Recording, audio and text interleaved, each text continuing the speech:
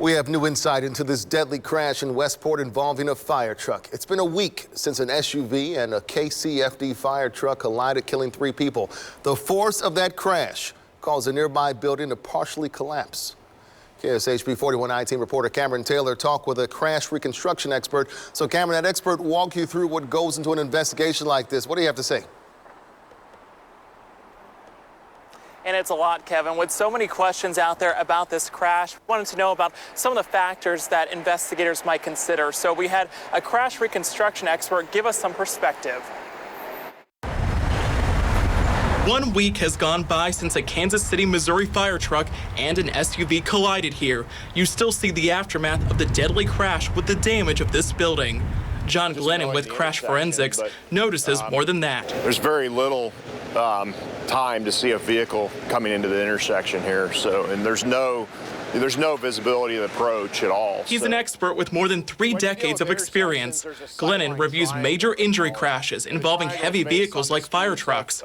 Before meeting with the KSHP 41I team, he drove the routes of the fire truck and the SUV. By doing that, I get a feel for what the approach looks like as far as sight line and visual clutter and things of that nature.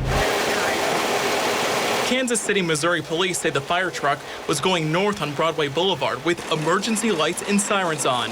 At the time, police say the fire truck was responding to a fire call. The SUV was driving west on Westport Road when they collided. The crash sent both vehicles into a nearby brick building, causing it to partially collapse. 2 people in the SUV died, and a woman walking on the sidewalk was killed too. On scene, there are faint signs of the police investigation. Glennon says investigations these days rely more on technology than just the physical scene left behind. Where the crashes historically were more driven by the roadway evidence and some of the harder evidence, these days we're looking more at data sources from the vehicles to determine what occurred in the crash. KCPD says investigators will look at speed and who had the green light.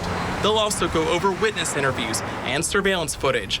Glennon says investigators will likely review intersection cameras too. How has that kind of changed the way investigations are looked at? It's changed it dramatically. We do a lot less mathematical calculations and more analysis of the data. So the calculations that we do are using that data are less complicated. Now, once police finish up their investigation, they'll put it into a case file for the prosecutor's office to review. From there, prosecutors will decide if there will be any charges in this case.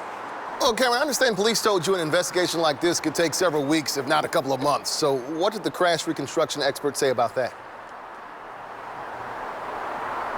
Yeah, Kevin, here's what he had to say. He said answers can come fairly quickly because of all the data that's out there, but it comes down to investigators needing to collect all of the info to review the case. So he mentioned you always want to be cautious and look at everything so that before drawing a conclusion. For the I-Team, Cameron Taylor, KSHP 41 News.